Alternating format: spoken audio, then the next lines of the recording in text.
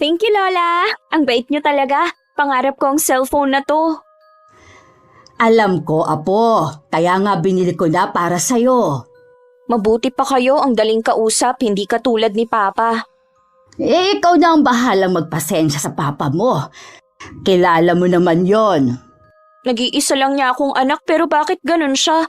Ang hirap niyang hinga ng mga gusto ko. Kaya nga nandito si Lola para ibigay ang mga gusto mo. Ang swerte ko po talaga sa inyo kahit wala na si Mama nandyan naman kayo. Habang buhay ako, lahat gagawin ko para sa nag-iisa kong apo.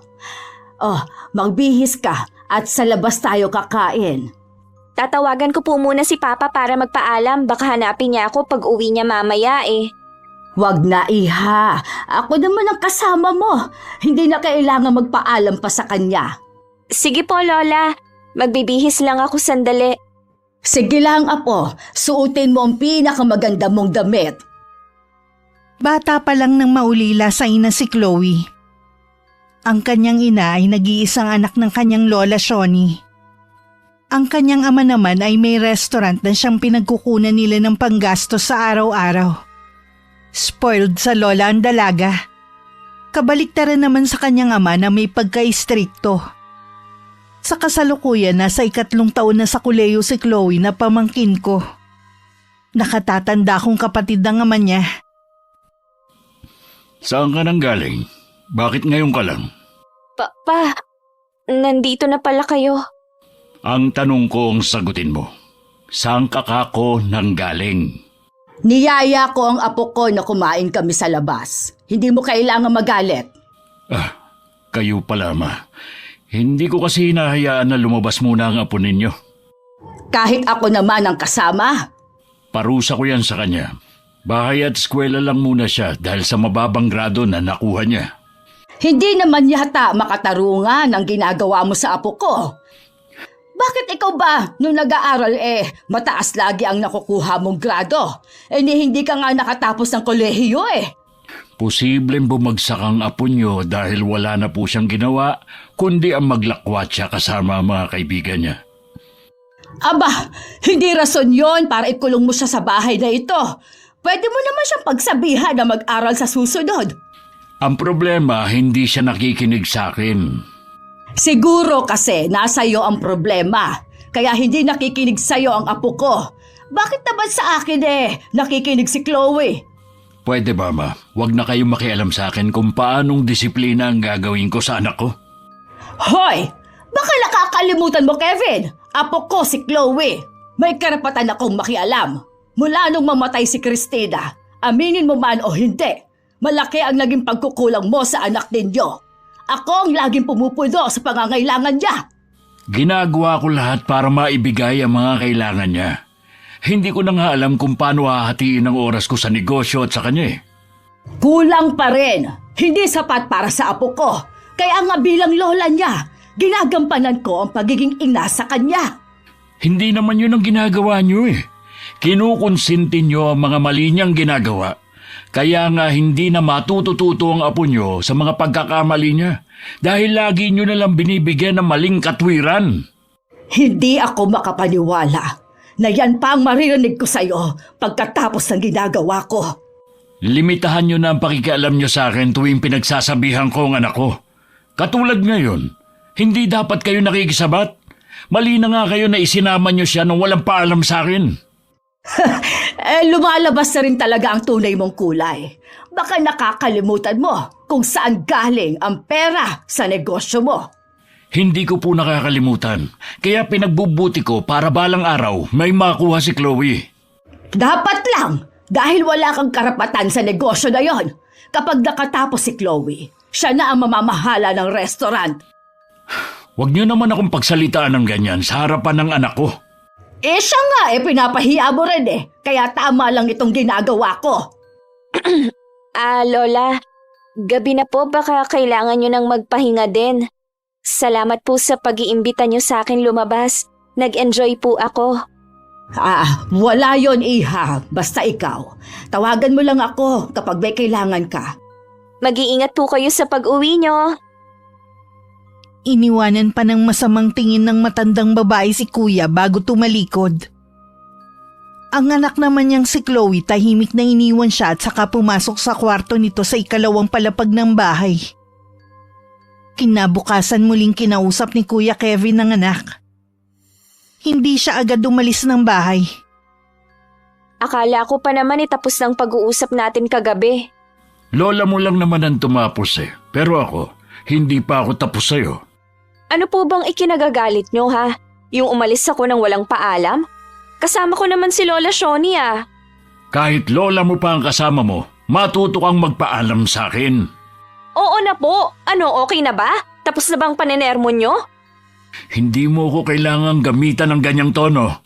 Nawawalan ka na ng respeto sa akin ah. Sumusobra na po kasi kayo eh. Wala na akong ginawang tama sa paningin ninyo.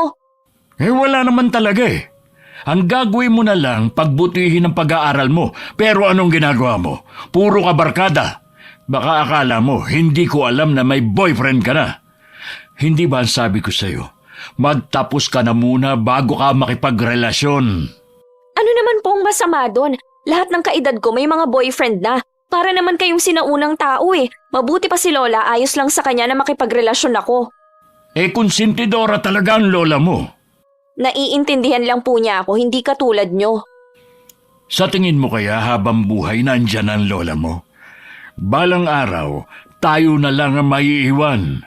Mas alam ko rin na makakabuti sa'yo kaya sana naman sumunod ka sa akin. Sinunod ko naman kayo eh. Ano pa ba ang gusto mo? Talaga? Sinunod mo ba talaga ako? O ang lola mo lang ang pinakikinggan mo? Wala naman pong patutunguhan ng pag-uusap nating to. Mabuti pa, aalis na ako. Huwag kang bastos! Kinakausap pa kita, kaya huwag kang tatayo dyan sa kinauupuan mo! Maliliit na nga ako sa pagpasok ko. Wala akong pakialam! Mabuti pa nga na hindi ka nalang pumasok. Tutal, wala namang pumapasok dyan sa utak mo! Tapos sasabihin nyo na mag-aral akong mabuti. Okay lang naman pala na hindi ako pumasok eh. Yung ginagawa mong pagsagot-sagot ng ganyan, balang araw pagsisisihan mo. Yang pag-spoil sa'yo ng lola mo, may hindi magandang balik yan sa'yo. Tandaan mo! Tumayo na si Kuya Kevin at saka lumabas na ng bahay. Sumunod naman si Chloe at parang baliwala na pumasok sa eskwelahan. Maghapong wala sa sarili ang kapatid ko. Kaya minabuti na lang niyang umuwi ng maaga sa bahay. Si Chloe naman tumuloy muna sa Lola Shoni niya. Siguro, napagalitan ka na naman ng papa mo, kaya ka pumunta dito. Wala na po talagang pagbabago si Papa. Araw-araw na lang niya akong pinapagalitan. Akala niyo perfect ang buhay niya. Ano na naman ang ikinagagalit ng ama mo? Yun pa rin po, yung pag-alis kahapon, yung tungkol sa pag-aaral ko at nalaman na po niya na may boyfriend ako. Pati ba naman yon ikagagalit ng ama mo? Ano bang gusto niya? Tumandang dalaga ka na lang? Dapat daw po kasi tapusin ko muna ang pag-aaral ko bago pumasok sa isang relasyon. Ay, wag mo na lang pansinin ang sinasabi ng ama mo. Baka tumanda ka pa sa konsumisyon sa kanya. Baliktad na nga po eh. Kay Papa ako nasistress maigi. Dapat siguro mag-asawa na lang siya para mabaling sa ibang atensyon niya. Hindi yun gagawin ng ama mo. Bakit naman po? Dahil may usapan kami ng ama mo na oras na mag-asawa ulit siya, babawiin ko sa kanya ang lahat, pati negosyong naipundar niya. Galing naman sa mahirap ang ama mo. Kaya po ba hindi nakatapos sa pag-aaral ang Papa? Working student siya doon nung makilala ang mama mo. Ang tanda na, hindi pa rin nakakatapos. Sa sobrang sigurong hirap ng buhay nila, patigil-tigil siya sa pag-aaral. Mabuti po Lola, pumayag kayo na makatuluyan siya ng mama noon. Ayoko talaga sa papa mo. Ang daming manliligaw ng mama mo pero sa papa mo pa talaga napaibig ng husto. Tinutulad ko ang relasyon nila pero nagtahanan sila. Nagpakita lang sila nung buntis na ang mama mo. Wala na akong magagawa kundi tanggapin na lang sila. Ikaw lang naman ang magandang nangyari sa pagsasama nila. Yun po palang kwento ng mga magulang ko. Wala naman po kasing sinasabi si Papa eh. Hindi talaga magkukwento ang ama mo. Ngayong alam mo nang galing sa mahirap na pamilya ang papa mo. Huwag kang tumulad sa mama mo na pumili ng mahirap, ha? Oo naman po. Lagi ako makikinig sa inyo para hindi ako matulad kay mama. Kung napapagod ka ng pakisamahan ng papa mo, pwede ka naman tumira dito sa bahay ko para magkasama na tayo. Sigurado po na hindi ako papayagan ng papa kahit oras-oras pa kaming mag-away. Lagi niyang sinasabi na ako na lang ang tanging alaala ni mama sa kanya. Yun naman pala eh. Bakit kanya pinaghihigpitan? Hindi niya hayaan na maging masaya ka. Yun nga pong ikinasasama ng loob ko sa kanya. Mabuti na lang lagi kayong nandyan. Alam ko na malungkot ka, Apo. Etong pera. Bilhin mo ang gusto mo. O kaya naman ilibre mo ang mga kaibigan mo. Wow, Lola! Thank you po! Ang laki naman po nito. Mas malaki pa sa allowance na ibinibigay ni Papa sa akin. Pati ba naman sa pera tinitipid ka ng ama mo? Ibang klase rin ang taong yun. Hindi naman sa kanya ang perang ginagastos nyo. Gusto ko na pong makagraduate para makaalis na ako sa puder niya. Gusto ko nang magkanya-kanya na kami. Basta ang bahay na ito, bukas lagi para sa'yo. Kahit anong oras, pwede ka umuwi dito sa akin. Itinabi na muna ni Chloe ang perang ibinigay ng lola niya. Iisipin pa niya kung saan niya yun gagamitin. Sinunod na lang din niya ang payo ng kanyang lola na wag nang pansinin ng ama. Dumating ang araw ng Biyernes. Walang pasok kinabukasan kaya nagyaya siya sa mga kaibigan na gumimik. Pero uminom ang gusto ng mga yon. Kinakabahan man pumayag na rin siya. Mag-uumaga na nang makauwi siya at nakaabang na ang kanyang ama. Uwi pa ba to ng matinong babae, ha? Tapos amoy alak ka pa! Wala naman pong pasok bukas tsaka minsan lang naman to. Nangangatwiran ka pa talaga, ha? Hindi ka na nga nag-aaral ng mabuti pag inom pa talaga ang inaatupag mo. Sa alak lang ba napupunta ang perang binibigay ko sa'yo, ha? Kulang nga pong ibinibigay niyo sa akin. Binigyan ako ni Lola ng pera. Sabi niya ilibre ko mga kaibigan ko. Lola mo na naman! Wala ka nang ginawa kundi sumandal sa lola mo. Kaya ka nagiging sutil eh. Mula ngayon, ayoko nang tatanggap ka ng pera mula kay mama. Hindi naman ako humingi kay Lola. Kusa niya akong binibigyan. Kaya nga huwag ka nang tatanggap. Kaya ko namang ibigay ang mga kailangan mo eh. Kaya pala ultimo bagong cellphone si Lola pa ang bumili. Maayos pa naman kasi ang cellphone mo. Gusto mo na agad ng bago. Tinuturuan kita kung paano maging masinop sa pera. Hindi para maging bulagsak. Yung lola mo kaya binibigay sa iyo mga luho mo para maging sunod-sunurang ka sa kanya. Wala namang masama kung susunod ako sa kanya. Para din naman sa akin ang mga sinasabi niya eh. Bakit? Yung bang mga sinasabi ko sa iyo hindi para sa kabutihan mo, ha? Pabayaan niyo na lang kasi ako sa mga gusto kong gawin. Kaya mo na ba sarili mo? Ni hindi mo pa nga alam ang tama sa mali. Ang lakas ng loob mo na sabihin yan. Hanggat nasa iisang bubong tayo, sumunod ka sa akin. Tignan natin kung anong sasabihin ni Lola kapag nalaman niya to. Huwag mo kong takutin, Chloe. Hindi kita tinatakot, sinasabi ko lang ang gagawin ko. Ganyan ba ang impluwensya sa'yo ng lola mo? Ang bastusin ng sarili mong ama? Gusto mong irespeto kita pero hindi mo naman ako nire-respeto. Bago ka humingi ng respeto sa akin, matuto ka munang gumalang. Igalang ka? Sino ka para igalang ko? Ni hindi mo nga kayang iangat ang sarili mong mag-isa eh. Dahil kay Lola kaya ka nasa ganitong estado ng buhay. Anak lang kita! Wala kang karapatang pagsalitaan ako ng ganyan! Isusumbong kita kay Lola dahil sinampal mo ako! Sige, magsumbong ka sa lola mo.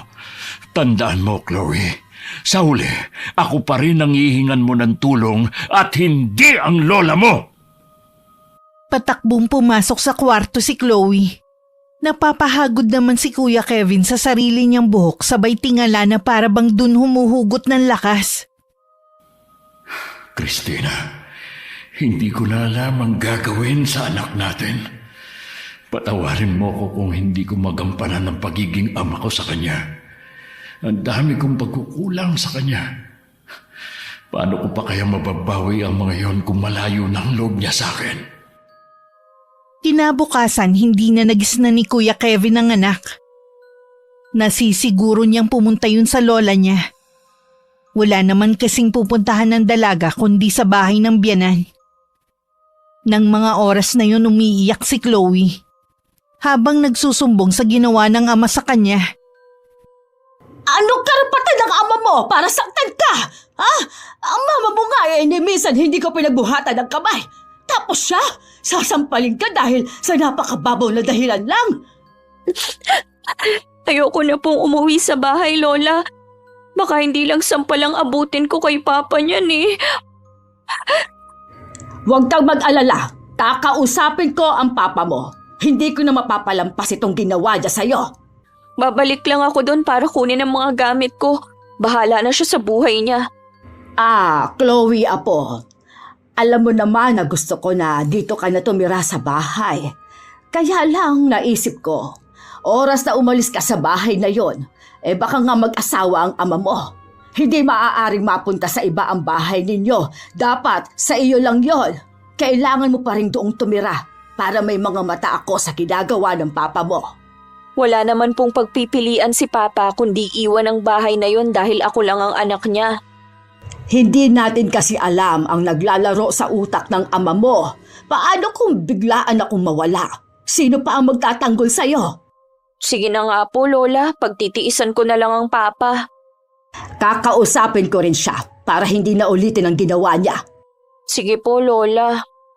Alam ko na, bibigyan na lang kita ng pera.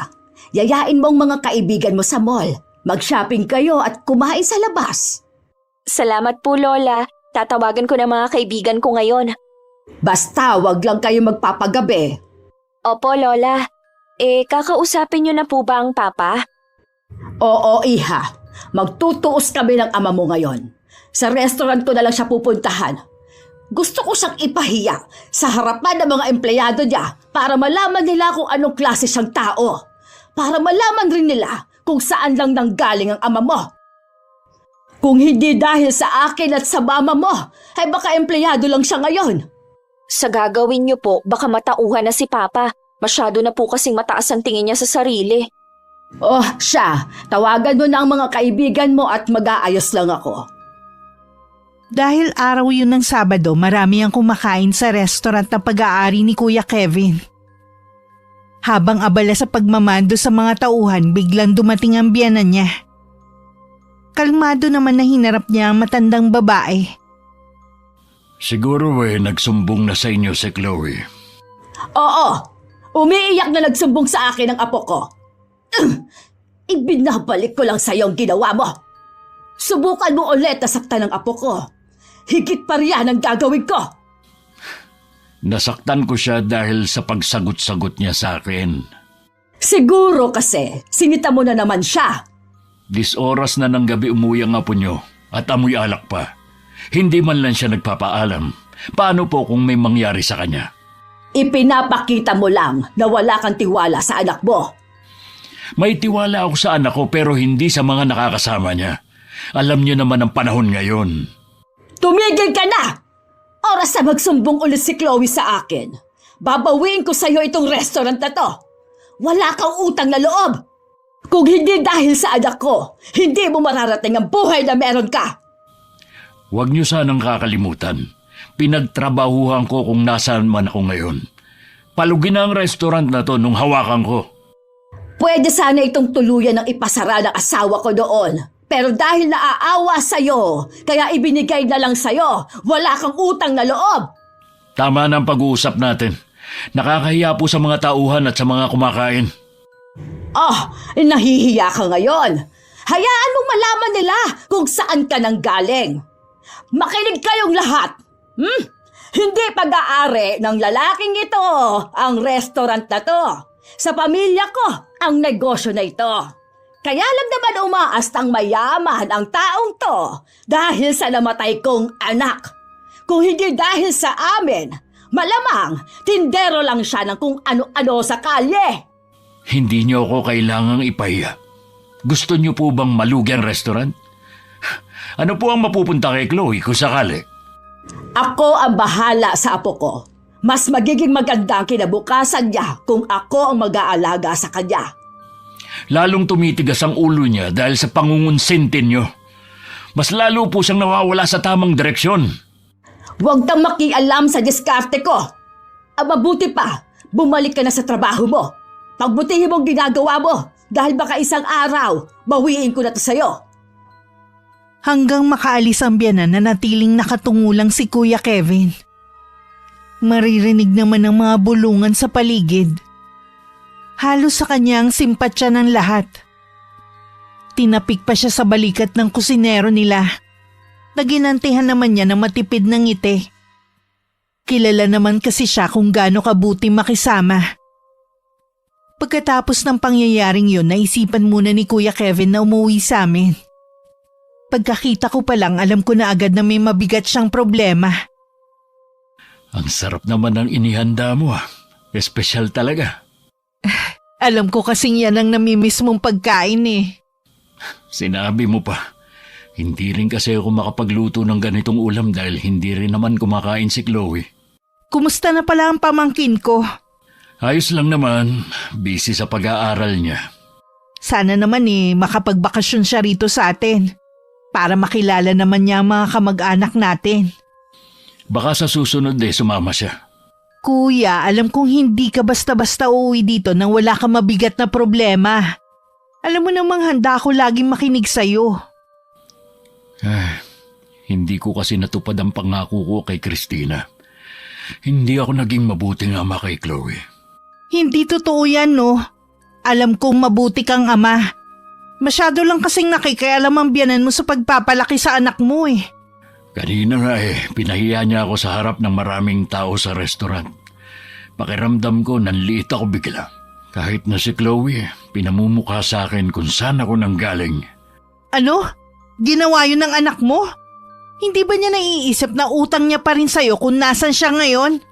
Masyado na siyang naiimpluwensya ng lola niya. Wala na siyang respeto sa akin. Yun naman kasing biyanan mo eh.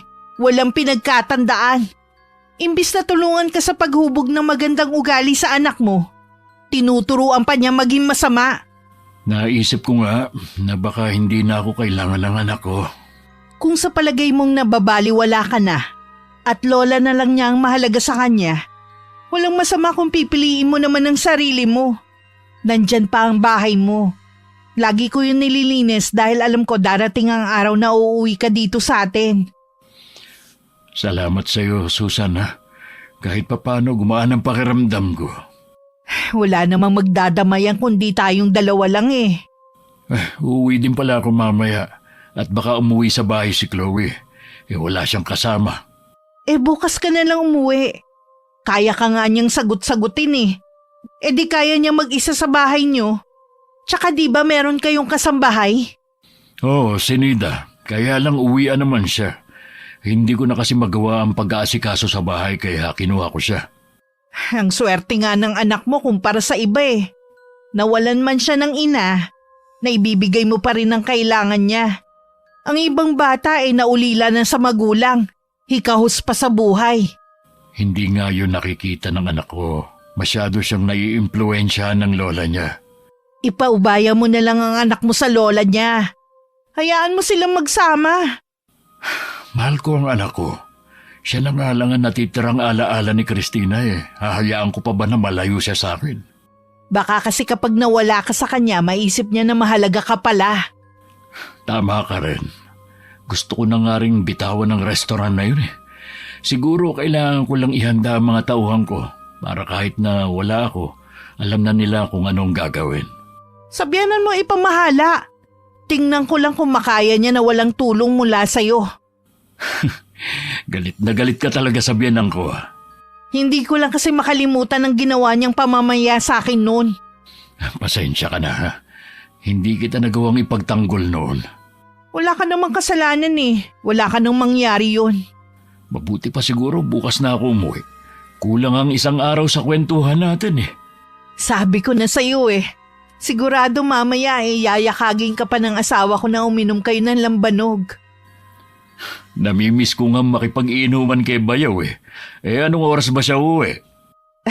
Pauwi na rin yon. Mabuti madami ang niluto kong ulam para may pulutan kayo. Oh, ayan na yata eh. Naririnig ko na ang tunog ng motor niya. Lunes na ng umaga umalis si Kuya Kevin. Ramdam kong malungkot na naman siya. Pero dahil sa anak kaya siya nagtitiisa kung nasan siya. Tumawag lang si Kuya sa restaurant at dumiretso na ng uwi. Maaga rin umuwi si Chloe ng araw na yun. Saan kayo nagpalipas ng gabi? Umuwi ako sa amin. Sa bahay ng tiya Susan mo ako natulog. Dito ka ba umuwi kahapon? Siyempre dahil dito ako nakatira, mabuti na lang hindi ako matatakutin at kaya kong mag-isa. Ibig bang sabihin niyan hindi kayo nagtrabaho sa restaurant kahapon at ngayon? Gusto ko muna magpahinga eh. Baka hindi muna ako pupunta sa restaurant hanggang bukas. Nagpaalam ba kayo kay Lola Shoni? Hindi ko kailangan magpaalam sa kanya. Sasabihin ko kay Lola. Masaya ka ba na pinahiya ako ng lola mo kahapon sa restaurant? Masaya ka ba na pinapagalitan niya ako na parang bata dahil sa mga sumbong mo? May karapatan naman si Lola na malaman na hindi kayo pumasok sa restaurant. Hindi naman talaga kayong may-ari nun, di ba? Yan ba ang sabi sa'yo ng lola mo? Para sabihin ko sa'yo, palubog na ang restaurant na yon nang ibigay ng lolo't lola mo noon. Sariling pagod at pawis ang puhunan ko para maiahon yon. Ni piso, wala silang binigay sa akin. Ako ang umutang sa bangko para may magamit. Kaya walang karapatan ng lola mo. Ipapaalam ko pa rin kay Lola. Ay sige, magsumbong ka. Ipaalam mo. Nagagalit na naman kayo sa akin eh. Di isumbong mo rin sa lola mo. Puro ka na lang lola. Wala na ba talaga akong halaga sa'yo bilang ama mo? Si Lola lang naman kasi ang nakakaintindi sa akin eh. Tutal naman, puro lola mo lang ang mahalaga sa'yo at pinakikinggan mo. Eh mabuti pa, sumama ka na sa kanya. Doon ka na tumira sa bahay niya. Ano? Para masolo niyo ang bahay na to ha? Para magawa niyo ang gusto niyo? Hindi pwede. Dito lang ako. Akin ang bahay na to. Sa'yo naman talaga mapupunta ang bahay na to balang araw. Wala akong balak na suluhin tong bahay na to. Lahat na lang kasi ng sinasabi ng lola mo, pinaniniwalaan mo. Totoo naman ang lahat ng sinasabi ni Lola eh. Kaya nga magsama na kayong dalawa. Pwede naman. Kukumbinsihin ko si Lola na dito na lang tumira sa bahay. Talaga bang sinusubukan mo ko, ha? Inaalisan mo na ako ng karapatan sa bahay na ito? Hindi ko kayo inaalisan ng karapatan. Pero alam nyo na ako ang mas may higit na may karapatan sa bahay na to. Hindi ko alam kung saan ako nagkulang sa'yo o sadya lang talagang malaki lang ang impluensya sa'yo ng lola mo. Ito ang pakatanda mo. Hanggat nandito ako sa bahay na ito, ako pa rin ang masusunod. Tingnan natin kapag nalaman ito ng Lola. Wala akong pakialam. Parang sasabog sa galit si Kuya Kevin ng mga oras na yun. Nang tumalikod ang anak, hindi na niya napigilan hagurin ng dibdib. Pabagsak naman na isinara ni Chloe ang pinto ng kwarto at saka tinawagan ng kanyang lola. Nang mga sumunod na araw, lagi pa rin sila nag-aaway na mag-ama dahil sa pag-uwi ng 10 oras ng gabi ng dalaga. At ang labis na nagpagalit kay kuya nang datnan niya ang anak at mga barkada nito sa bahay na nagpa-party. Agad na umakyat ang dugo niya sa ulo at pinalaya sa mga kaibigan ng anak. Wala kayong karapatan na paalisin ang mga bisita ko. Ang bastos nyo talaga. Ano na lang ang iisipin nila sa inyo? Sa tingin mo, hindi basto sa mga kaibigan mo? Dito pa talaga sa sarili nating bahay umiinom? Sa tingin mo, kung dun kayo sa bahay nila umiinom, matutuwa kaya ang mga magulang nila? Isusumbong kita kay Lola. Hindi pa talaga kayo nadala sa ginawa nyo sa akin dati. Inulit nyo na naman. Wala akong pakialam kung paulit-ulit kang magsumbong sa kanya. Sawang-sawa na ako sa kawalan mo ng respeto sa akin. Gusto mong akong sumunod sa'yo? Pwes, hindi mangyayari yun. Bakit ba kasi ikaw pa ang naging ama ko eh? Ang dami naman diyang iba. Pareho lang tayo ng iniisip. Sana nga isang mahirap na lang ang naging anak ko na marunong magmahal at gumalang sa mga magulang. Hindi katulad mo na spoiled, bastos at walang galang na bata. Kung yun naman pala ang gusto nyo, bakit si Mama pa ang niligawan nyo? Kasi naghahangad ka rin ng masaganang buhay kapag naging kayo. Minahal ko ang mama mo ng buong puso at hanggang ngayon wala siyang kapalit. Hindi ako naniniwala. Alam ko oras na mag-asawa kayo ulit, mawawala lahat ng ito sa iyo. Hindi niyo naman talaga ako minahal, kundi itong buhay na pangarap ng mga katulad yung mula sa mahirap. Yan ba talaga ang tingin mo sa akin? Ha? Buong buhay mo ba? Hindi mo naramdaman ang pagmamahal ko sa'yo? Hindi. Ang tanging naaalala ko lang kung paano mo ako pinaghigpitan. Mahigpit ako sa'yo dahil ayokong mapahamak ka. Alam mo kung gaano kadelikado ang panahon ngayon. Kaliwat kanan ng krimen. Gusto ko rin na makapagtapos ka ng pag-aaral dahil yun ang pangarap namin ng mama mo. Kung napagbuhatan man kita ng kamay, patawarin mo ko, anak. Hindi ko naman sinadya yun. Kahit ano pa ang sabihin niyo, hindi na ako naniniwala sa inyo. Tatawagan ko si Lola na dito na tumira para hindi niyo na ako pinakikialaman pa. Chloe, saan ka pupunta? Chloe! Siguradong pupunta siya sa lola niya. Hindi umuwi ng gabing yun si Chloe. Buong magdamag din na hindi makatulog si Kuya Kevin dahil sa pag-iisip. Idagdag pa ang paninikip ng dibdib niya. Pabiling-biling siya sa kanyang higaan. Kinabukasan tanghali na hindi pa rin siya bumabangon. Nakarinig lang siya ng parang mga nag-uusap kaya napilitan siyang lumabas ng kwarto. Naabutan nga niya ang biyanan niya sa sala, kasama ang anak niya. Ang sarap naman ng buhay mo. Tanghali na, natutulog ka pa. Bakit naman kaya ang aga niyang dumalaw dito sa amin? Hindi lang simpleng pagdalaw ang ipinunta ko dito, kundi dito na ako titira dahil sa pakiusap na rin ng apo ko. Mabuti pa nga siguro para makita niyo ang mga ginagawa ng apo niyo. Sigurado ako, ibang sinusumbong niya sa inyo para magmukha akong masama. Ayaw mo kasing intindihin ang anak mo. O siguro ikaw, nung kaedad niya, hindi naranasan na magkaroon ng mga kaibigan, kaya hindi alam kung paano gumimik. Wala naman pong problema sa akin kung gusto nilang gumimik na magkakaibigan, pero sana marunong siyang magpaalam. At higit sa lahat, hindi yung umiinom hanggang dito sa bahay. Mas mabuti nga na dito sila sa bahay umiinom ng mga kaibigan niya, hindi kung saan-saan. Kaya natutong sumagot sa akin ang anak ko dahil wala na kayong ginawa kundi ayuna ng mga mali niyang ginagawa. Ang kailangan mo lang intindihin, ang anak mo, para hindi kanya sagutin ng pabalang, tapos magagalit ka. Iba ang mga kabataan ngayon kumpara noong araw. Ganyan na lang po ba magiging papel niyo, ha? Konsintihin ang mga maling ginagawa ng apo niyo? Oras na maligaw siya ng landas, walang dapat sisihin dito kundi kayo. Oy, bakit ako? Ginagawa ko lang naman kung anong makakapagpasaya sa apo ko. Hindi katulad mo. Wala nang ginawa kundi kontrahin ang kaligayahan ni Chloe.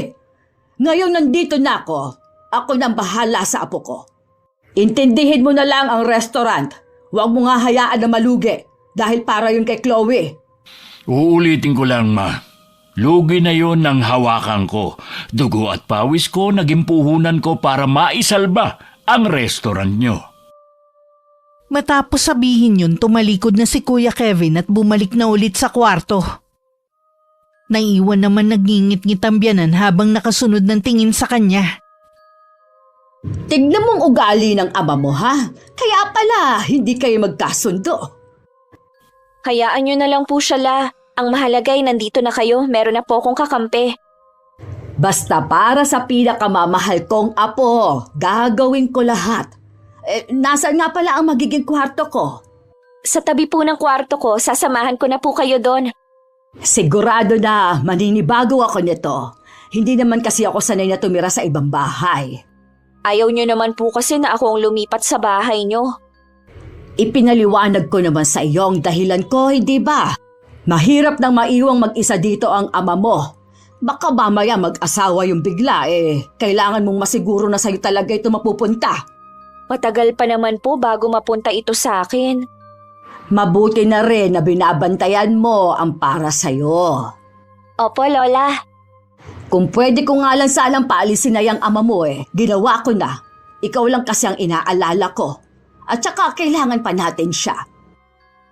Bahagyang nakaawang ang pinto ng kwarto ni kuya kaya narinig niya ang pag-uusap ng maglola. Walang nagawa kundi mapailing na lang siya. Kahit masama ang pakiramdam, mas pinili pa rin niyang pumasok sa restaurant kaysa maghapong makasama ang kanyang biyanan. Dahil naroon na rin ang biyanan, hinayaan na lang niya ang anak dito. Hahayaan niyang ito ang maghintay sa apo sa pag-uwi ng hating gabi at tumanggap ng mga tawag galing university sa mga kalokohang ginagawa ni Chloe. Ginabi ka yata ngayon. Marami po kasing tao sa restaurant kanina. Tinulungan ko pa mga tauhan ko na magligpit. Bakit gising pa kayo? Wala pa kasi si Chloe. Ilang gabi na nga akong puyat. Nung hindi pa kayo nakatira dito, matyaga ko siyang hinihintay. Ngayon maiintindihan niyo na kung bakit ko siya laging sinesermonan. Ay, siya nga po pala. Naayos niyo na ba yung gulong ginawa ng apo niyo? Ilang beses na kasi siyang nawarningan. Baka makikout na siya sa university na pinapasukan niya. Naayos ko na. Tinapalan ko lang ng pera ang pamilya ng binuli nilang estudyante. At hindi makikick out ang anak mo dahil malaki ang donation ko sa paaralan na pinapasukan niya. Tandaan niyo lang po, hindi sa lahat ng oras gagana ang pera niyo at hindi lahat nababayaran. Ilang beses ko lang napatunayan na lahat may katapat na pera. Sabi niyo eh. Oh, saan ka pupunta? Magpapahinga na ako. Maaga pa kasi akong aalis bukas. Hindi mo ba narinig ang sinabi ko? Ilang gabi na akong puyat. Baka naman, gusto mong ikaw naman ang maghintay kay Chloe. Tutal naman, anak mo siya. Kung ako lang ang masusunod, hindi ko siya hayaan na gumimik gabi-gabi. Pero dahil ayos lang sa inyo, bahala na po kayong maghintay sa kanya. Kevin! Kevin, bumalik ka dito! Tuloy-tuloy lang si Kuya Kevin sa pagpasok sa kwarto niya. Hindi na niya pinansin pa ang pagtawag ng biyanan. Kinabukasan maaga ulit siyang umalis. Mula nang tumira sa kanila ang biyanan, hindi na siya kumakain ng almusal sa bahay. Habang abala sa pag-o-audit ng pera, hindi inaasahan ni Kuya na tatawagan siya ng admin ng eskwelahan. Halos mawalan ng kulay ang mukha niya nang marinig ang dahilan ng tawag. Chloe! Chloe! Nasa kwarto si Chloe. Hindi siya nakapasok dahil masama ang pakiramdam. Bakit ba? Galit ka na naman. Lumabas ka dyan! Huwag mo kong artihan! Ay, ano ba kasi ang problema? Kasalanan niyo rin kung bakit nagkakaganon ang apo niyo. Dahil sa pagsunod niyo sa kanya, hindi na niya alam ang tama at mali dahil lagi ninyong kinakampihan. Akala niya lahat ng gawin niya tama kahit makasakit pa siya ng kapwa niya. Ano na naman bang problema niyo pa? Natutulog akong ingay-ingay niyo eh. Tinawagan ako ng admin ng eskwelahan niyo. Ilang beses na kitang sinabihan, di ba? Natigilan mo ng pagbubuli sa mga kapwa estudyante dahil may masamang epekto yon sa tao? Naayos na yun ni Lola. Maring yung iba na ayos ng lola mo, pero hindi ang isang to. Pamilyar ba sa iyo ang pangalang Crystal? Oo, yung probinsyanang nabigyan ng scholarship para makapag-aral sa eskwelahan namin. Wala na siya. Nagpakamatay siya dahil sa ginawa mong pamamahiya.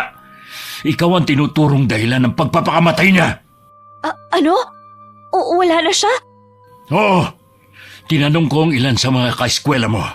Kahit ako, hindi ko pa nakikita ang batang yun. Naawa ako sa kanya. Bakit siya pinahirapan ng ganon, ha? Hindi mo ba alam ang pakikipagkapwa-tao?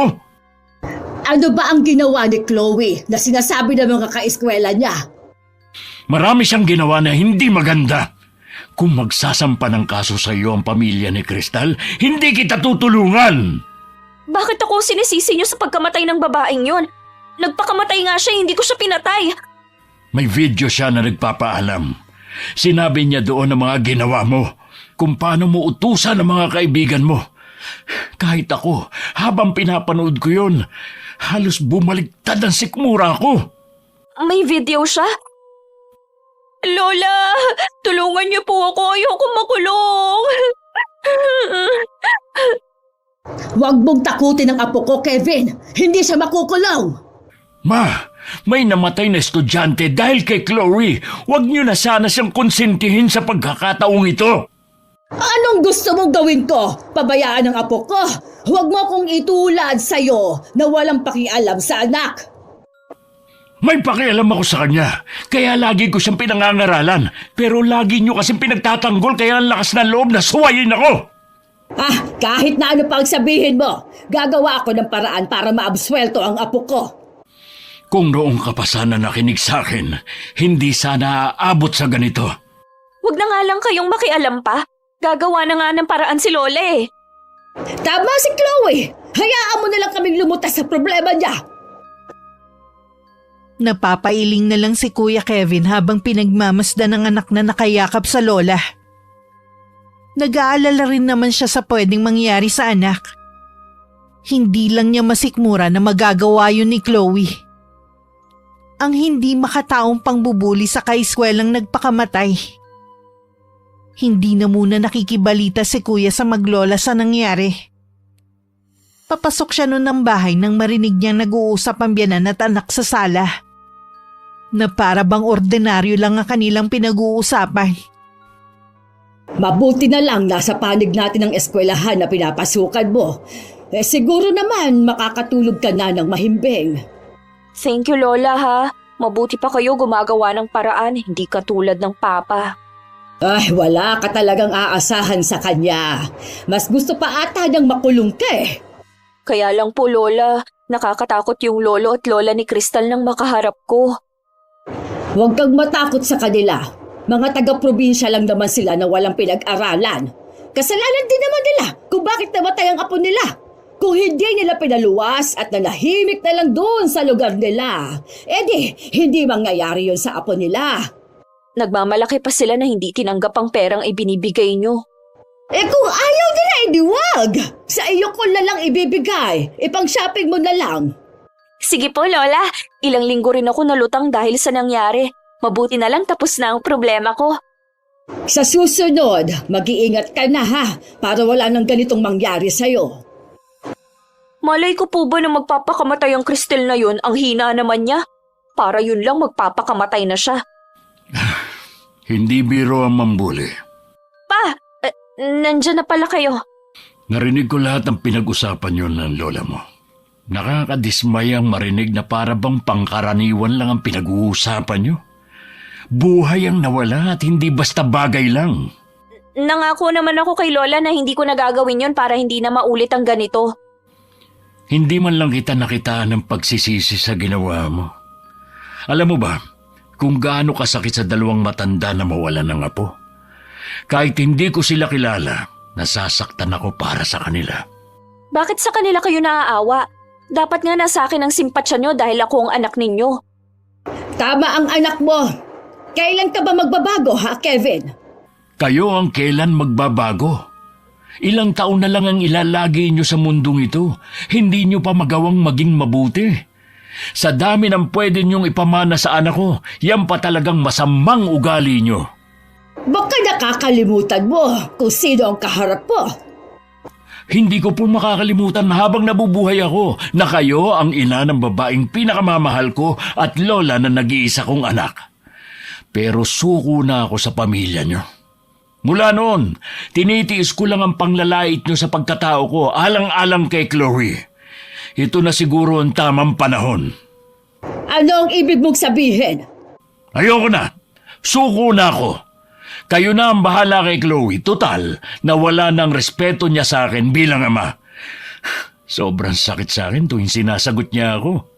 Sana lang, Chloe, balang araw maisip mo mga mali mong ginagawa. Pero hindi pa naman huli ang lahat para magbago. Aalis kayo? Oo, uwi na ako sa amin. Kung saan ako nararapat dahil mahirap lang naman ako eh. Sa inyo na yung restaurant, ang bahay na to, ang lahat. Kunin nyo na. Pa, hindi naman namin kayo pinapaalis eh. Yung ginawa mo, Chloe, ay nagpamulat sa mga mata ko. Ilang beses na akong sinampal ng katotohanan. Hindi na ako kabilang sa pamilya ng mama mo. Para ano pa ang pamamalagi ko rito? Pero pa, Hayaan mo na siya, Chloe. Kung yan ang pasya ng papa mo, matanda na siya para gawin ang gusto niya. Nang gabing yun, inayos na ni Kuya Kevin ang mga damit niya.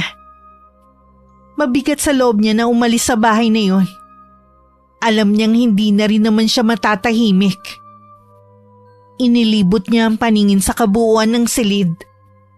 Yun na ang huling beses na masisilayan niya ang kwarto. At huling beses na rin na matutulog siya doon. Kinabukasan, madilim pa, umalis na siya ng bahay. Hindi naman ako nagulat sa pagdating niya. Dahil nung nakaraang linggo pa kami nagkausap. Grabe, ang payat mo, kuya. Parang ilang linggo ka nang hindi natutulog. Ganun na nga. Sa dami ng iniisip ko, madalas akong kulang sa tulog. Bumawi ka ngayon na nandito ka na. Wala kang gagawin kundi matulog at kumain.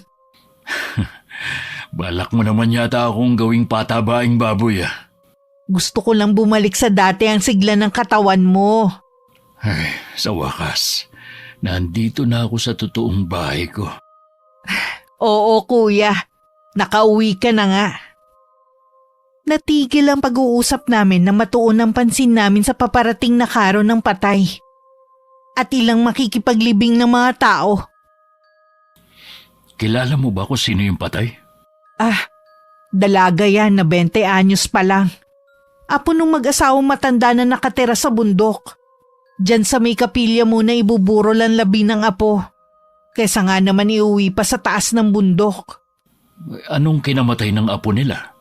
Nagpakamatay dahil sa matinding depresyon. Ang hihina talaga ng mga kabataan ngayon. Kaunting problema lang bumibigay na. Hindi man lang nila iniisip ang mga mauulila nila. Hindi naman kasi biro ang pinagdaanan ng apo nila Ay, wag na nga muna natin pag-usapan na nangyari sa dalagang yun. Sa ibang araw na lang. O sige, baka makadagdag lang sa bigat ng dinadala ko Ano nga pala ang sabi ng anak mo sa pag-alis mo? Noon pa naman gusto na niyang mawala ako sa buhay niya. Sigurado na masaya na siya. Kapag naging magulang na rin si Chloe, tsaka kanya maiintindihan. Walang dapat sisihin kundi ang biyanan ko. Kaya ganun ang ugali ni Chloe. Akala yata ng biyanan mo pera lang nila ang hinahabol mo. Ngayon niya maiisip na sa loob ng ilang taon naging tapat ka sa kanila. Nalulungkot din ako na iniwan ko ang restaurant na ilang taong ko ding inalagaan at ang mga tauhan ko na tinuring ko na ring pamilya. Sigurado nalulungkot din sila. Pero kailangan mo rin alagaan ng sarili mong kalusugan. Uunahin ko naman ngayon ang sarili ko. Ilang linggo nang nakakabalik si Kuya Kevin sa amin ni minsan din. Hindi man lang tumawag si Chloe. Sadya yatang kinalimutan na niya ang ama. Sa kabila nun, bumalik na rin sa dati ang sigla ng kapatid ko.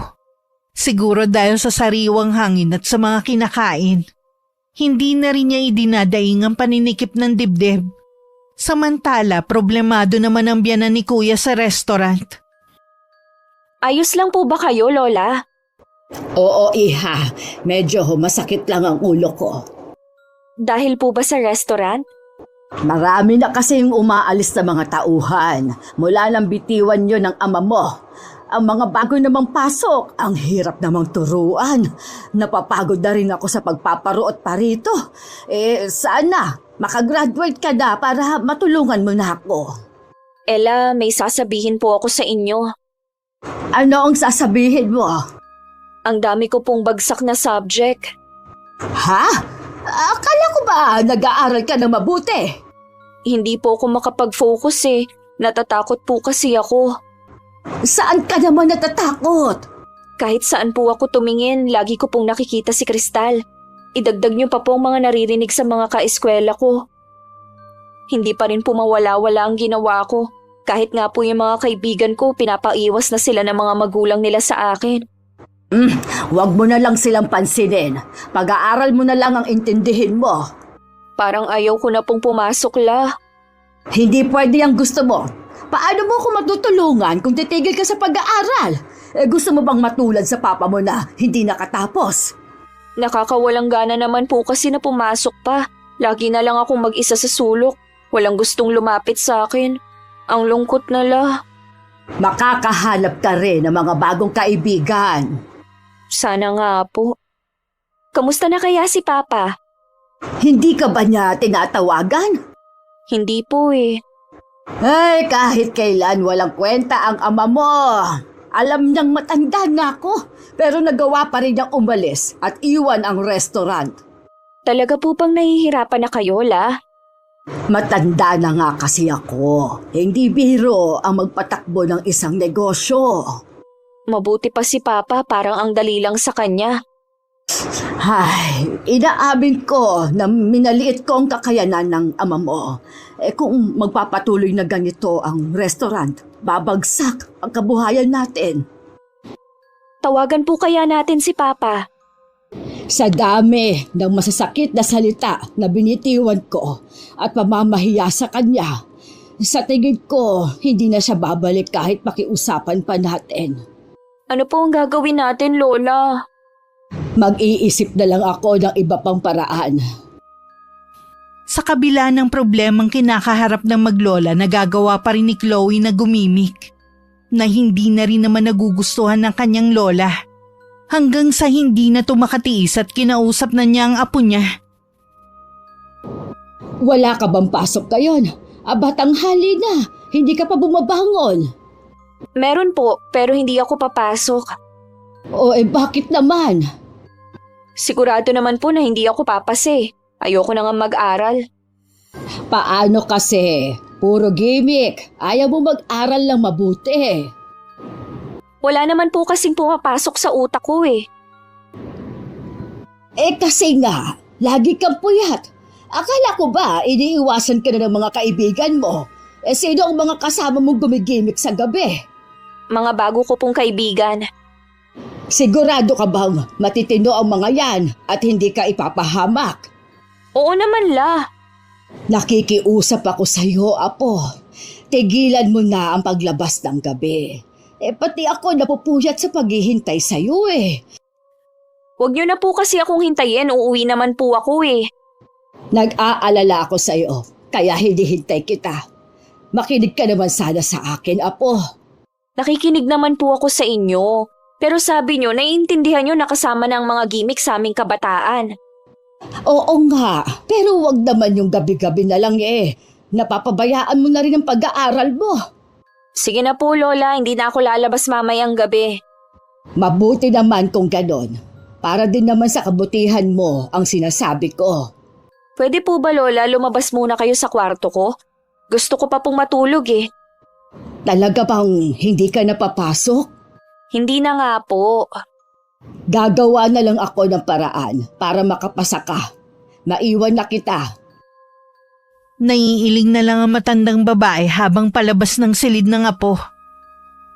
Naaalala rin niya ang mga naging pag-uusap nila noon ni Kuya Kevin. Mukhang bumabalik sa kanya ang mga ginawa niya. Ganito ba talaga kahirap magpalaki ng mga kabataan ngayon? Ay, alam ko na naging masama ang pakikitungo ko kay Kevin. Sana naman kung nasaan siya, mapatawad na niya ako. Maisip sana niyang bumalik pa. Napilitan na rin ng biyanan ni Kuya na ipasara ang restaurant dahil hindi niya kayang pangasiwaan. Hindi naman nagustuhan yun ni Chloe na habang tumatagal nag-iiba ang ugali. Bakit niyo naman po ipinasara? Sabi niyo, magiging akin yun balang araw. Wala akong pagpipilian, apo. Hindi ko na kayang intindihin pa ang restaurant. Hindi mo naman ako tinutulungan eh. Napapagod na rin kasi ako. Ano na lang ang kabuhayan natin ngayon? Huwag ka mag-alala, apo. May pera pa naman tayo. Yon ang gagastusin natin. Dapat kasi nandito si Papa. Kayang-kaya niyang asikasuhin ang restaurant eh. Nagawa niya nga ulit iahon noon. Wala na tayong magagawa pa. Hindi na babalik ang ama mo. Puntahan kaya natin siya sa kanila.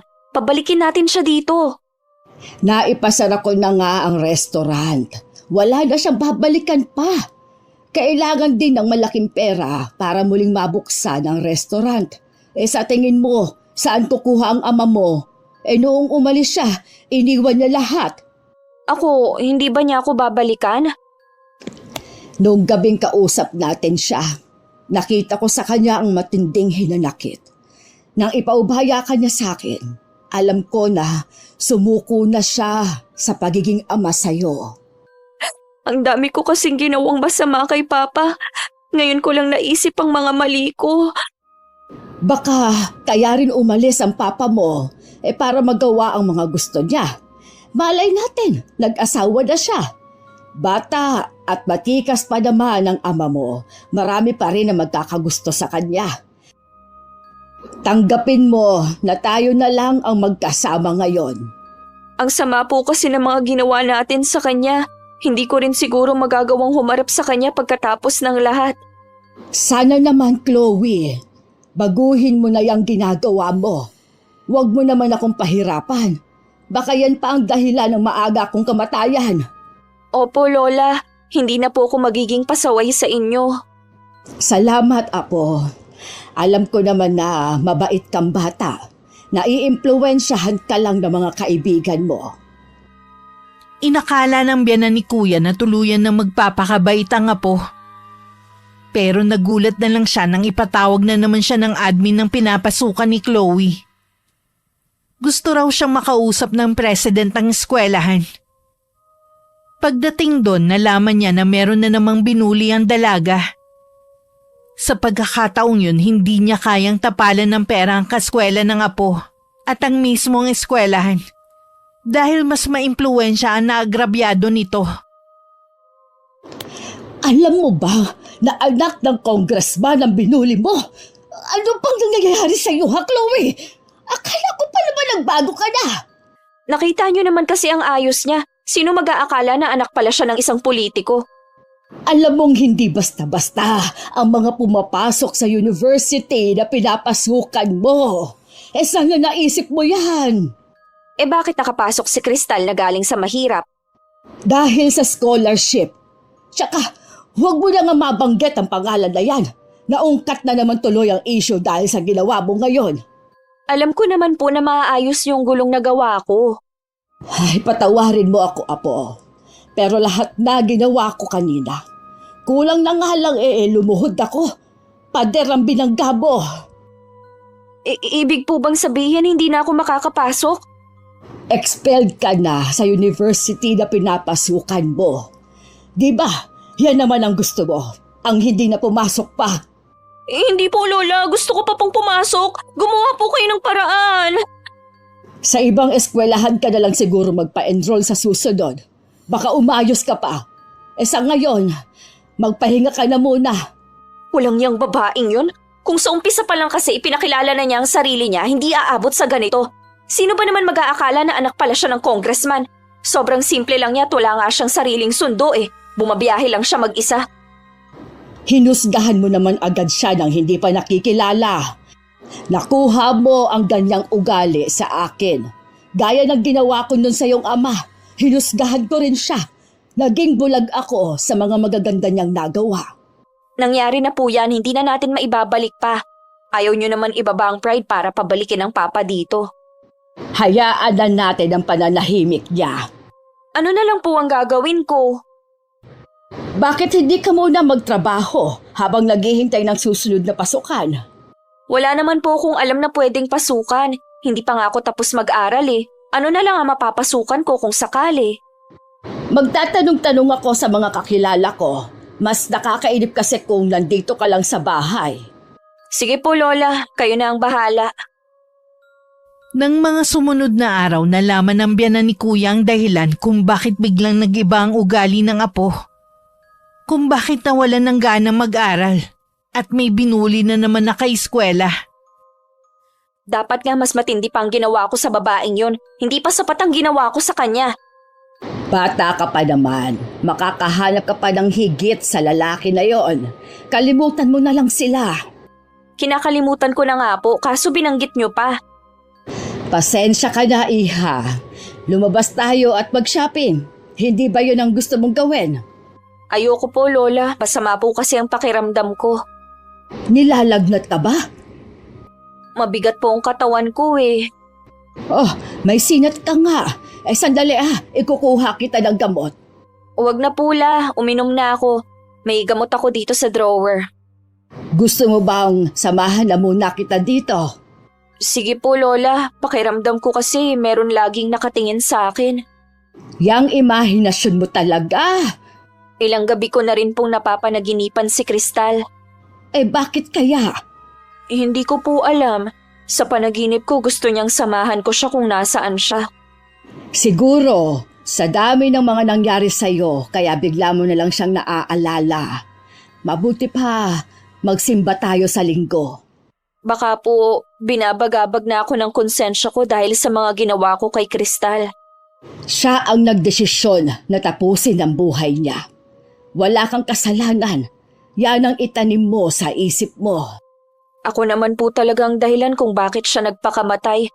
Pinipigilan na ako noon ng mga kaibigan ko na tigilan ko na si Kristal pero hindi ako nakinig.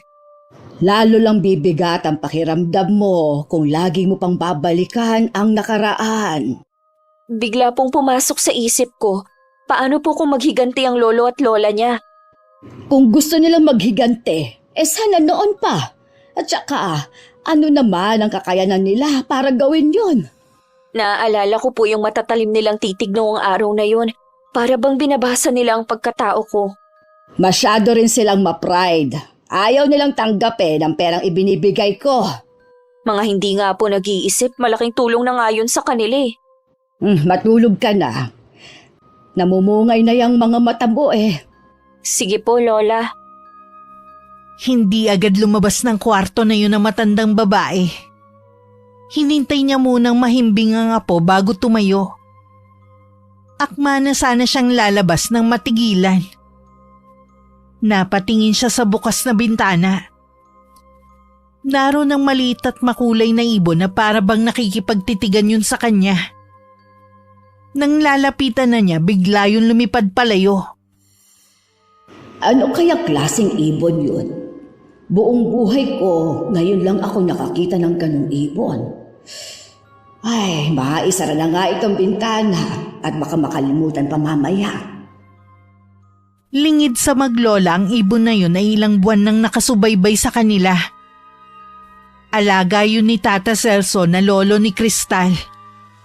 Nagbabakasakali kasi ang matandang lalaki na magbabago pa ang dalaga. Pero nagkamali silang mag-asawa. Ang natitirang awa sa kanya tuluyan na naglaho. Itutuloy na niya ang paghihigante. Uunahin niya ang 3 kaibigan ng dalaga. Buti gising ka na, apo. Kumusta na ang pakiramdam mo? Medyo gumaan na po. Tara na, dun tayo sa kusina. Nagpaluto na ako kay Nida bago ko siya pinauwi. Siguradong gutom ka na. Hindi na kasi kita ginising kagabi dahil ang himbing pa rin ng tulog mo. Kausap ko po kanina mga kaibigan ko na kasama ko noon sa pambubuli kay Kristal. Lahat po sila may sakit ngayon. Si Melinda po ang pinakamalala. Kailangan daw po siyang isugod sa ospital ngayon. Sabay-sabay pa talaga kayo nagkasakit. Oo nga po May isa pa po. Pare-pareho po naming napapanaginipan si Kristal. Gusto niyang samahan namin siya kung nasaan siya. Diyos ko, ano kaya ang ibig sabihin nun? Natatakot na nga po ako Ano kaya ang tunay na pagkatao ng Kristal na yon? Ang alam lang po namin, isa siya sa nabigyan ng scholarship dahil matalino at nakapasa siya sa exam. Ang mabuti pa, bilisan lang natin kumain. Pupunta tayo sa simbahan ngayon. Bago pa man sila makaalis, biglang bumuhos na ang malakas na ulan. Nagtataka naman sila dahil maaliwalas naman ang panahon kanina. Lalo tuloy na takot si Chloe. Para bang ayaw tayong paalisin ng bahay. Oo nga po, Lola. Isipin mo na lang na nagtataon lang ang lahat ng ito. Kukumustahin ko na lamang po ang kalagayan ng mga kaibigan ko. Doon lang po muna ako sa kwarto ko. Sige lang, iha. Dito lang ako sa sala. Hindi pa man natatagalan ng apo sa kwarto, narinig na ng matandang babae ang malakas nitong tili. Agad niyang pinuntahan ng dalaga. At naabutan niyang nakasiksik sa sulok habang umiiyak. Nang makita siya, patakbong yumakap sa kanya ang apo.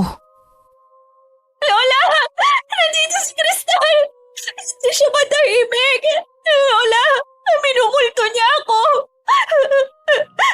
Tahan na, iha. Wala naman siya dito. Baka guni-guni mo lang yun. Maniwala po kayo! Nandito siya kanina! Ganito na lang ha. Mag-impake ka ng mga damit mo. Kapag gumanda na ang panahon, uuwi na muna tayo sa bahay ko. Doon na muna tayo mamamalagi. Sige po, Lola. Pero dito lang kayo. Huwag niyo akong iiwan mag-isa. Oo, apo. Andito lang ako. Kinabukasan pa nakaalis sa bahay na yun na maglola. Dahil hindi tumila ang ulan maghapon hanggang gabi. Nabalitaan din ni Chloe na lalong lumala ang sakit ng kaibigang si Melinda. At hindi maipaliwanag ng doktor kung anong uri ng sakit ang dumapo dito. Hanggang mabalitaan nilang pumanaw na ito sa ospital. Sigurado po ako na si Crystal ang may kagagawan kung bakit namatay si Melinda, Lola. Huwag mong babanggitin sa mga magulang ni Melinda ang tungkol sa bagay na yan. Baka isipin nila na nababaliw ka na. Gumaganti na po siya sa amin. Iniisa-isa niya kaming magkakaibigan. Mag-iisip ako ng paraan para matigil na siya. Alam mo ba kung saang probinsya galing si Crystal? Hindi ko po alam, Lola. Ipinagtanong na yan ng mga kaibigan ko pero wala silang nakuha na impormasyon. Kahit ang admin hindi rin daw alam.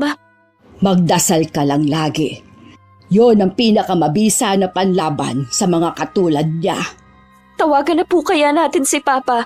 Baka po makatulong siya sa atin. Saka na natin siya tawagan kapag wala na akong magawang paraan. Hindi naman kita pababayaan eh.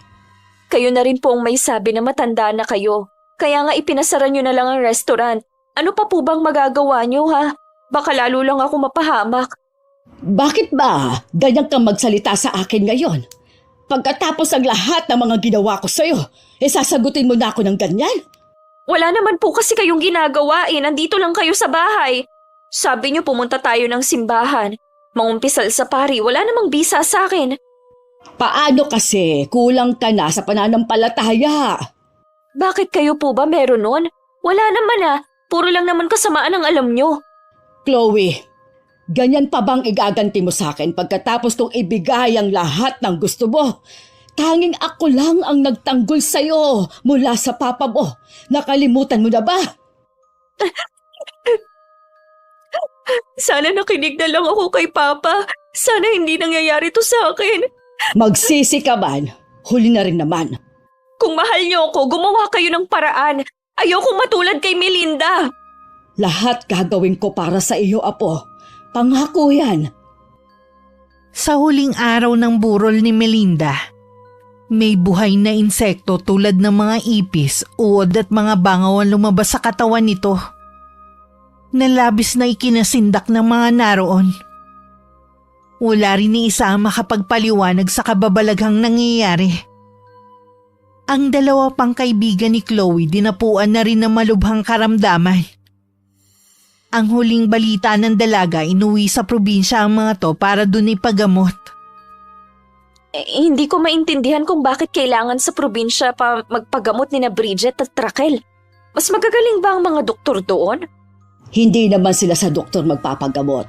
Nagkaroon siguro sila ng ideya sa totoong nangyayari nung nasaksihan nila ang nangyari sa burol ng kaibigan ninyo. Alam niyo na rin po ba ang nangyayari? May bumabarang sa inyong magkakaibigan. Kaya umuwi ng probinsya ang mga kaibigan mo para doon maghanap ng magaling na albularyo. Mamamatay na po ba ako, Lola? Kaya po ba nangihina ako dahil may mga insekto rin ang loob ng katawan ko? Hindi ka mamamatay. Lahat ay gagawin ko. Kailangan lang nating makahanap ng albularyo na tutulong sa atin. O kaya makahingi ng kapatawaran sa lolo at lola ni Crystal. Pero hindi naman natin alam kung taga saan sila. Lola, alam niyo po ba na isang manggagamot ang nag-iisang kapatid ni Papa? Si Tia Susan mo ba? Wala na pong iba. Matutulungan niya tayo. Tawagan po natin si Papa. Ang totoo niyan, kahapon ko pa tinatawagan si Kevin. Pero hindi ko makontak. Baka nagpalit na ng numero ang papa mo o di kaya walang signal sa kanila. Baka nga po, alin lang sa dalawa. Alam mo ba ang address ng papa mo sa kanila? Hindi ko rin po alam. Ay, ngayon ko napagtanto na hindi ko talaga siya itinuring na kapamilya. Ni hindi man lang natin alam ang address ng papa mo sa inyo. Isang beses ko lang noon nakita ang kapatid niya pero nasungitan ko pa. Kahit noong mamatay ang mga magulang ng papa mo, hindi man lang ako dumalaw. Tapos ngayon, sila pa rin pala ang makakatulong sa atin. Paano po natin pupuntahan si Papa kung hindi natin alam ang lugar? Titignan ko sa mga gamit ng mama mo. Baka merong nakasulat doon. Sige po, Lola. Tatawagan ko rin po si Papa. Baka nga wala lang signal. Samantala, malayong-malayo na ang aura ni Kuya Kevin ngayon kumpara nung unang dating niya. Maririnig na lagi ang tawa niya. Hindi katulad nun na laging malungkot. Napagtanto ko na hindi sa lahat ng oras pera ang nagpapasaya sa mga tao. Simple at tahimik lang ang buhay namin dito. Pero masaya naman. Ay, sa sobrang pagiging abala ko, nakalimutan ko nang i-charge tong cellphone ko. Wala naman tumatawag sa'yo eh. Ay, malay mo naman biglang tumawag si Chloe. Malabo na yun, kuya. Kung gusto kanyang tawagan eh, sana noon pa. Kahit kailan talaga walang pakialam sa'yo ang nag-iisa mong anak. Kahit wala na siyang pakialam sa akin, mahal ko pa rin siya. Umaasa ako na balang araw magkikita at magkakasama pa rin kami. Pwede naman yan kapag nawala na sa mundong to ang biyanan mo. Siya lang naman ang masamang impluensya kay Chloe eh. Sana naman nasa mabuti silang kalagayang maglola. Baka nga nagsasaya pa ang mga yon. Teka lang. Nandito na pala si Tata Celso. Sandali lang kuya ha. Kukunin ko lang ang mga mais na order ko. Gagawa kasi ko ng puto. Nakatanaw lang sa amin si Kuya Kevin sa may bintana habang kausap ko si Tata Celso. Dating mapagbiro ang matanda. Pero mula nang mamatay ang kaisa-isang apo, naging malungkot na ito. At bihira na rin sumama ang asawa nito sa pagbaba ng bundok. Nang maibigay ko ang bayad, umalis na rin siya. Siya ba yung naikwento mo dati na nagpakamatay ang apo?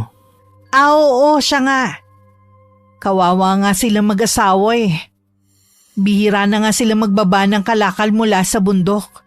Katwiran kasi nila wala na naman silang pag-aaralin pa. Ano bang dahilan ng pagpapakamatay ng apo nila? Ganito kasi yun. Matalino ang apo nilang yun. Nakapasa ng scholarship sa isang university kaya lumuwas. Dahil siguro probinsyana, naging target ng mga bully sa eskwelahan. Hindi naman daw nagsusumbong sa mag-asawa para siguro hindi na mag-alala. Bakit hindi nagsumbong sa pamunuan ng eskwelahan yung apo nila? Ayon sa videong iniwan ng apo, ilang beses daw siyang lumapit sa admin pero hindi siya pinapakinggan. Maimpluwensya daw kasi yung grupo ng mga nambuli sa kanya. Hanggang isang araw, ipinakalat ng grupo ang mga hubad na larawan ng apo na pilit na ipinagawa rito. Doon na nag-umpisa ang depresyon ng dalaga. Pero hindi pa rin tinigilan hanggang sa nagpakamatay na nga.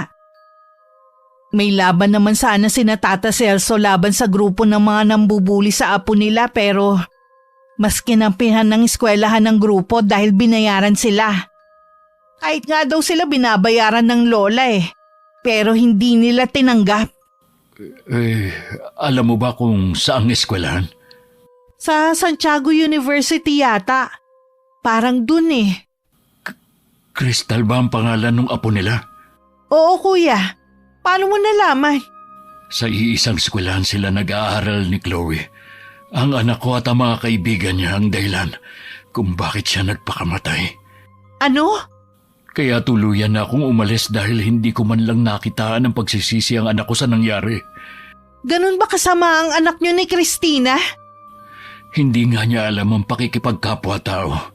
Gusto ko makausap ang dalawang matanda. Kahit ako na lang ang humingi ng kapatawaran sa ginawa ng anak ko. Baka naman sa'yo ibunto ng galit nila, kuya. Tatanggapin ko kung makakabawas yun sa pagdadalamhati nila. Sige, kuya. Sasamahan kita sa bahay nila sa bundok. Nang araw na yun, sinamahan ko si kuya sa bundok kung saan nakatira ang mag-asawa. May maliit doon na komunidad at mainit naman kaming tinanggap ng mga tao doon. Parang sanay naman silang nakakakita ng mga tagapatag. Itinuro na lang nila ang tinitirhan ng mag-asawa na malayo sa karamihan. Nagdilim naman ang mukha ni Tata Celso nang malaman ang pakay namin. Ikaw palang ama ng babaeng yun na pumatay sa apo namin. Sa tingin mo kaya maibabalik pa ang buhay ni Cristal sa paghingi mo ng tawad? Alam ko pong hindi na. Pero sana tanggapin niyo ang buong puso kong paghingi ng tawad. Umalis na kayo! Dahil hindi ko kailanman matatanggap ang paghingi mo ng kapatawaran. Hanggang ngayon, hindi nagsisisi ang anak mo. Walang konsensya ang babaeng yun. Tatanggapin ko po ang lahat ng masakit niyong sasabihin dahil alam kong nagkasala ang anak ko. Walang kapatawaran ang ginawa ng anak mo at ng mga kaibigan niya sa apo namin. Hindi man mabigyan ng hustisya ang pagkamatay ni Cristal sa batas ng tao. Sisiguruhin ko sa iyo na magbabayad sa ibang paraan ng anak mo. Teka lang po, Tata Celso. Huwag po muna kayong pumasok sa loob. Umalis na kayo! Baka kung ano pa magawa ko sa inyo. Kuya, halika na. Nasabi mo na rin naman ang gusto mong iparating eh. Tata Celso, pasensya na po sa abala ha. Kahit nakasara na ang pinto ng kubo, hindi pa rin tumitinag si Kuya Kevin. Hinawakan ko na siya sa braso niya at niyayang umalis na kami. Ano kaya ang dapat kong gawin para matanggap nila ang paghingi ko ng tawad? Panahon na lang ang makakapagsabi, kuya. Masyadong malaki ang naging atraso ng anak mo sa kanila eh. Intindihin na lang natin ang nararamdaman nila. Sige. Tayo nang umuwi. Babalik na lang ako sa ibang araw. Bakit pa? Hindi ako titigil hanggat hindi nila ako napapatawad. Hindi naman ikaw ang may atraso sa kanila eh. Hindi mo kailangan ulit-ulitin ang paghingi ng tawad. Hanggang makauwi kami ng bahay, naging tahimik na lang si Kuya Kevin. Mula rin noon napansin kong malalim lagi ang iniisip niya. Isang araw habang nasa labas kami ng bahay, isang sasakyan ang tumigil sa tapat ng bakuran namin. Nagkatinginan pa kami magkapatid. Labis ang pagkagulat namin nang bumaba ang biyanan ni Kuya.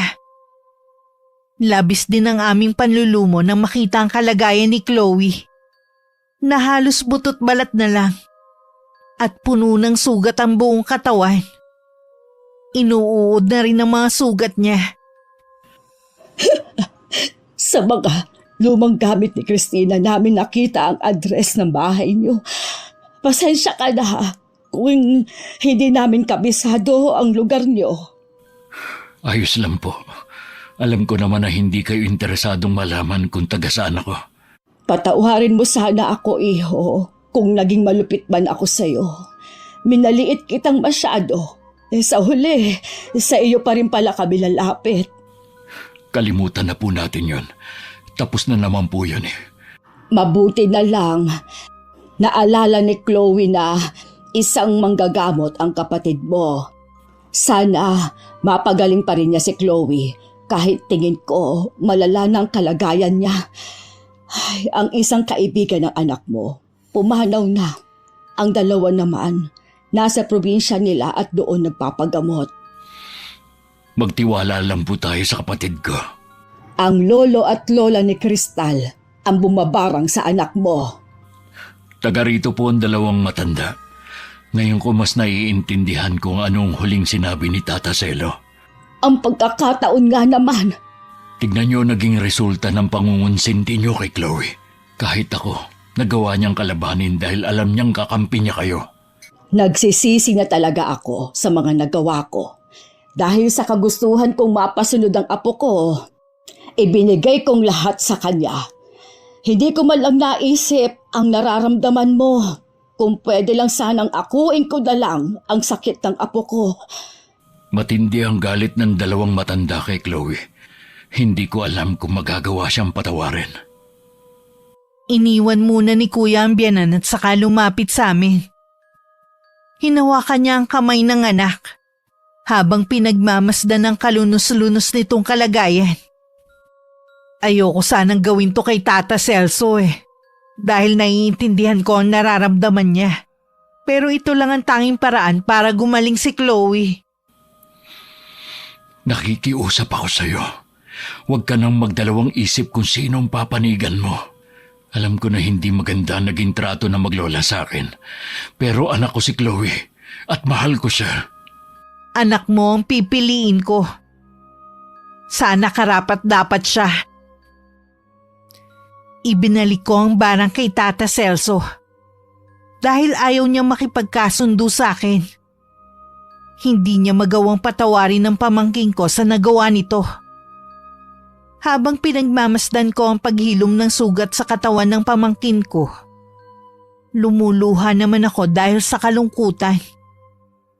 2 araw pagkatapos, paalis na nun ang maglola. Talaga po bang ayaw ninyong sumama sa amin pabalik? Hindi na anak. Ganitong buhay talaga ang gusto ko. Dumalaw naman po kayo sa amin. Oo naman. Maging aral na sana sa iyo ang mga nangyari. Makikinig ka rin sa lola mo at alagaan mo siya mabuti. Sikapin mo rin na makatapos ng pag-aaral. Pasensya ka na anak, kung puro pangaral lang ang may pamamana ko sa iyo. Para po sa akin, yun po ang pinakamagandang pamana na natanggap ko sa inyo. Ang mga pangaral nyo na binaliwala ko dati. Kung nakinig lang po sana ako sa inyo, hindi na sana aabot sa ganito. Hindi pa naman uli para sa pagbabago. Hindi ko po sasayangin ang pangalawang pagkakataon na ibinigay sa akin. Nagyakapan pa ang mag-ama bago sumakay sa naghihintay na sasakyan si Chloe. Tsaka lang ako lumapit kay Kuya Kevin. Salamat sa iyo. Iniligtas mo ang anak ko. Wala yun, Kuya. Lahat naman may karapatan magbago at mabigyan ng pangalawang pagkakataon. Huwag sana yun sayangin ng anak mo. Hindi lahat nabibigyan ng pangalawang pagkakataon gaya ni Tata Celso at Cristal. Yun na ang una at huling beses na tumuntong sa lugar namin si Chloe at ang kanyang lola. Si Kuya Kevin na lang ang dumadalaw sa kanila. Mas pinili na rin ng kapatid ko na dito manirahan. Kahit makailang ulit siyang kinukumbinsi ng biyanan at anak na bumalik sa kanila. Wakas. Okay, shoutout po tayo. Shoutout kay Tita Alice Sarmiento from Las Piñas. Salamat po tita sa patuloy niyong pakikinig. Hi kay Marie from Quezon City. Shoutout sa Carillo family and Berondo family at sa lahat ng guard sa EMS from Binyan, Laguna. Hello kay na Zoe at Leleng na laging nakikinig. Maraming salamat. Hello kay Jeruca na laging nakikinig. Salamat po. Hi kay Kesalyn Mata from Kalibo, Aklan. Hello kay Natalia at Thea. Hi kay na Zian at Zijan. Hello kay na Neil Kian at Lance Edam from Laguna. Hello kay Sydney Crosswind. Salamat sa pakikinig. Hello kay Jeneline Jacobe from Rizal. Shoutout sa Iko and Annie Lomihaw sa Antipolo Hills, Antipolo City. Salamat sa pakikinig nyo. Hello kay Charlene Alcalde from Riyadh, Saudi Arabia. Hi kay Jane Pacheco from Baras, Rizal. Hello kay Marilu Basis from Sita.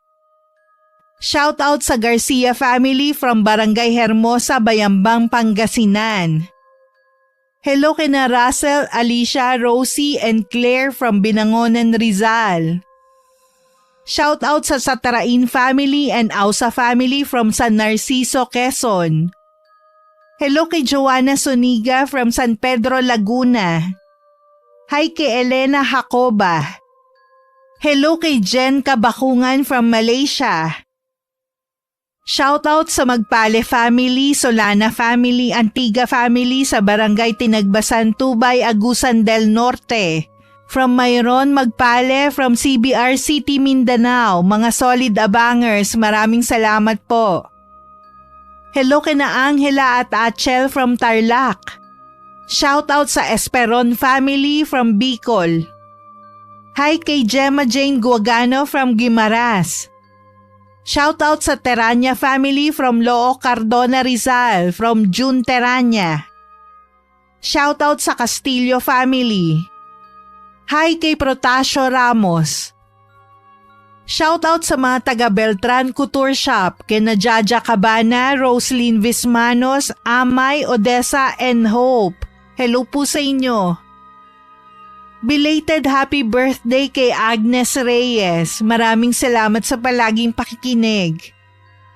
Shoutout sa mga sewer and trimmer ng J&J Tailoring ng General Trias Cavite. Hello po sa inyong lahat dyan at maraming salamat po.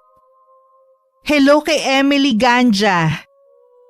Hello kay na Elaine Jan Elemia, Raven Clerk Elemia, Shania Steph Elemia, Bianca Shalane Elemia at kay Romel Elemia. Hi kay April May from Binangonan Rizal. Hi kay Sharon Solero Masagka. Hi kay Elizabeth Pamintuan. Hello kay Ate Neng at Melanie from Brunei. Hello kay Alisa Mary Bernas at shoutout sa Kurba PH at Kurba Team. Hello kay Beautiful Angel from Jisan, Saudi Arabia. Hi kay Color Uptech from Los Baños, Laguna. Hello kay Dialine Malbas from Riyadh. Hi kay Marilyn Basco from Rene Carillo.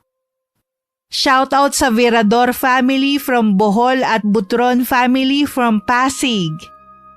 Hi kay Mary Joy Sabaresa from Agos Bato, Camarines Sur. Hi kay Enriqueta Montuerto from Eddie Pepito ng San Rafael, Bulacan. Hi kay Richelle Adapon. Hi kay Cliven Duvalan. Hello kay Cleo Abalos from Riyadh, Saudi Arabia. Shoutout sa Darayo family, kina Nicole at Jane. Hello kay Fernando Navarro from Cafe Una Premium Coffee, kina Princess, Shara, and Ashley Garcia. Hi kay Lisa Lindio Vlog from Saudi Arabia. At shoutout sa Lindon 21. Maraming salamat po sa patuloy na pagsuporta at pakikinig. Ingat po kayo and God bless. Thank you, Lola!